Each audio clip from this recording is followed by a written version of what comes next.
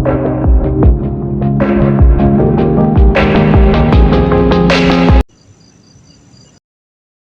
guys, assalamualaikum warahmatullahi wabarakatuh.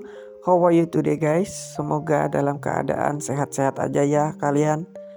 Oke lah guys, kali ini saya akan membahas tentang kisah sejarah Al-Quran. Kisah ini mungkin sering kalian dengar, namun agar kalian selalu ingat betapa pentingnya kitab suci Al-Quran ini, alangkah baiknya dengarkan video ini juga guys.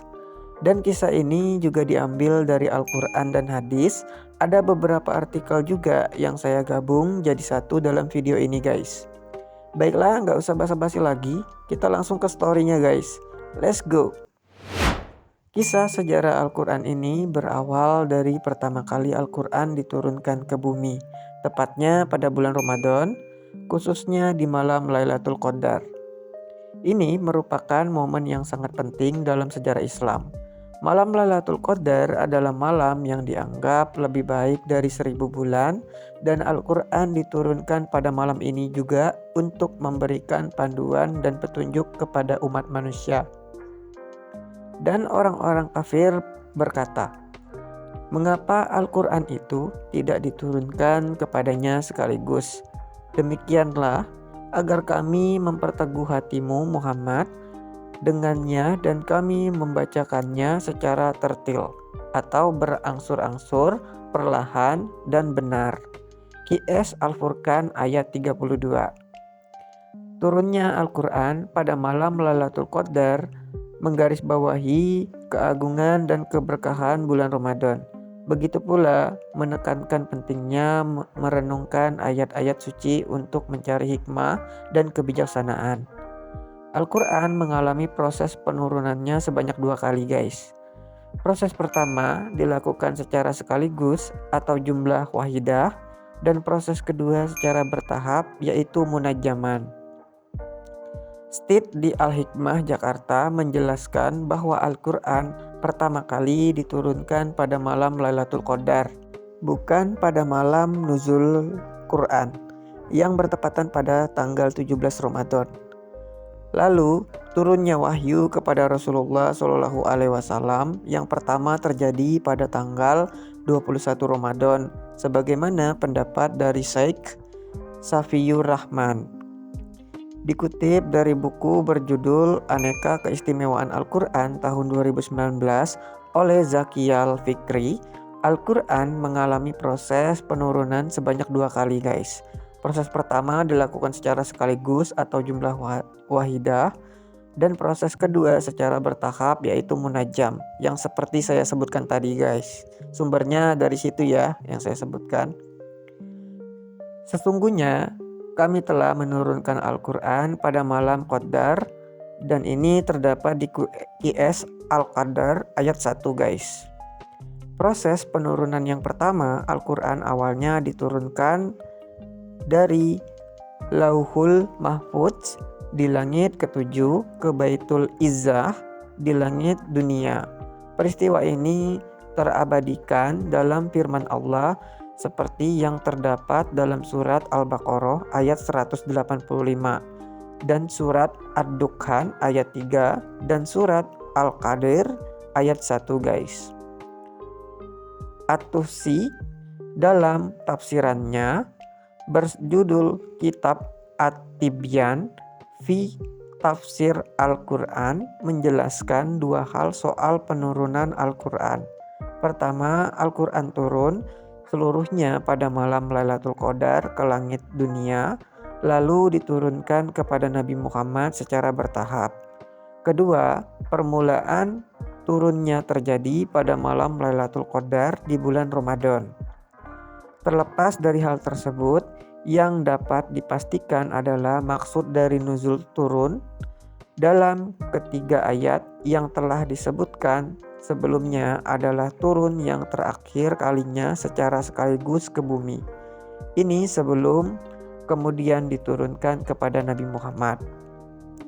Setelah diturunkan secara sekaligus ke bumi, Al-Quran diturunkan kembali kepada Nabi Muhammad melalui malaikat Jibril secara bertahap selama 23 tahun. Penurunannya disesuaikan dengan kebutuhan peristiwa dan kondisi yang menuntut untuk diturunkannya suatu ayat sebagai solusi dan petunjuk. Ini menjadikan Al-Quran sebagai pedoman spiritual yang komprehensif sebagai seluruh umat manusia. Seperti perkataan Ibnu Abbas radhiyallahu anhu dan yang lainnya ketika menafsirkan Al-Quran surat Ad-Dukhan ayat 3, Allah menurunkan Al-Quran sekaligus dari Lauh Mahfudz ke Baitul Izzah atau rumah kemuliaan di langit dunia. Kemudian Allah menurunkannya secara berangsur-angsur sesuai dengan berbagai peristiwa selama 23 tahun kepada Rasulullah Shallallahu Alaihi Wasallam. Ini berasal dari tafsiran Ibnu Katsir. Dan Al-Quran guys, sebagai kitab suci umat Islam memiliki sejarah yang panjang dalam proses turunnya pembukuannya guys. Proses turunnya Al-Quran memakan waktu yang cukup lama guys, yaitu selama 22 tahun, 2 bulan, dan 22 hari guys. Berikut ini saya akan membahas juga tentang sejarah turunnya Al-Quran hingga dibukukannya guys. Yang pertama, pada pertama kali diturunkan. Proses turunnya Al-Quran dimulai pada periode Mekah yang berlangsung selama 12 tahun.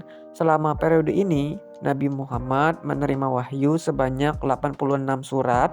Surat-suratnya yang turun selama periode ini disebut sebagai surat Makkiyah.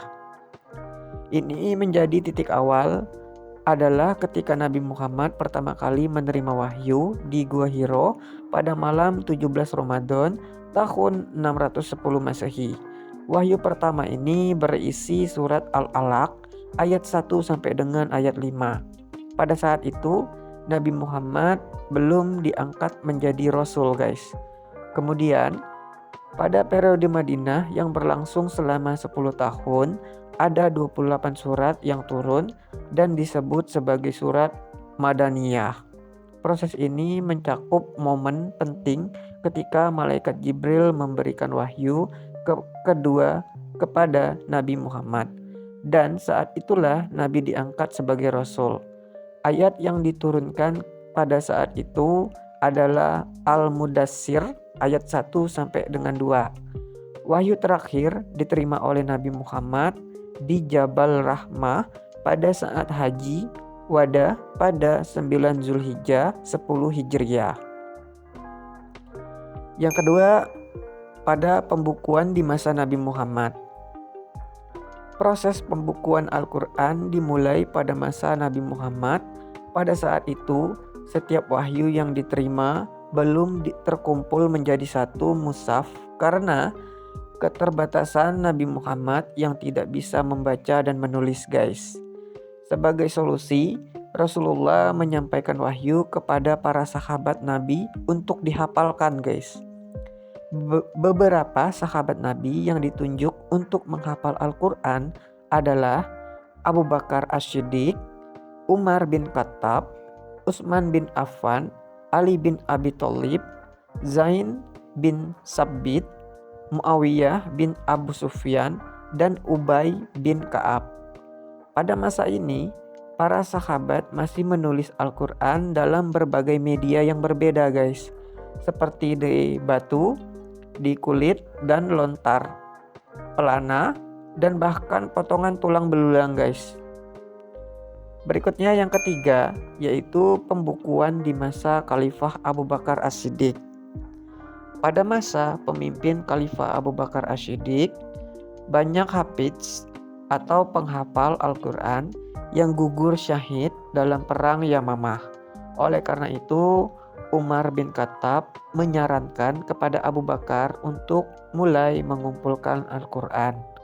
Proses penulisan mushaf Al-Quran pertama kali dilakukan oleh Zain bin Sabbit yang merupakan juru tulis Nabi Muhammad. Setelah mushaf Al-Quran rampung, Abu Bakar menyimpannya hingga beliau wafat. Setelah kematiannya, Umar bin Khattab menjadi khalifah dan memegang peranan sebagai penyimpan mushaf, dan kemudian berlanjut pada anaknya Hafsah binti Umar. Dan yang keempat, pembukuannya di masa Khalifah Utsman bin Affan. Proses pembukuan Al-Quran berlanjut pada masa Khalifah Utsman bin Affan. Hal ini disebabkan oleh peradaban atau perbedaan pengucapan ayat Al-Quran yang bisa mengarah kepada kebingungan. Oleh sebab itu, Khalifah Utsman membuat standar bacaan Al-Quran yang kemudian disebut sebagai Mushaf Utsmani. Panitia penyusun mushaf ini diketahui oleh Zaid bin Sabit dengan anggota Abdullah bin Zubair, Abdurrahman bin Harits bin Hisham, dan Sa'id bin Ash. Penyalinan ini berlanjut untuk membukukan Al-Quran dan menyamakan penulisannya serta cara membacanya sesuai dialek suku Quraisy. Mushaf Utsmani akhirnya disebarkan ke berbagai wilayah Islam, termasuk Yaman, Bahrain, Mekah, Syam, Kufah, Madinah, dan Basrah, untuk memastikan bahwa Al-Quran yang sama diakui dan diikuti oleh seluruh umat Islam. Proses ini memastikan kelestarian dan keseragaman Al-Quran hingga saat ini, guys. Oke guys, selesai sudah videonya. Semoga ini bisa bermanfaat juga untuk kalian. Dan akhir kata saya ucapkan wabillahi taufiq walhidayah. Wassalamualaikum warahmatullahi wabarakatuh.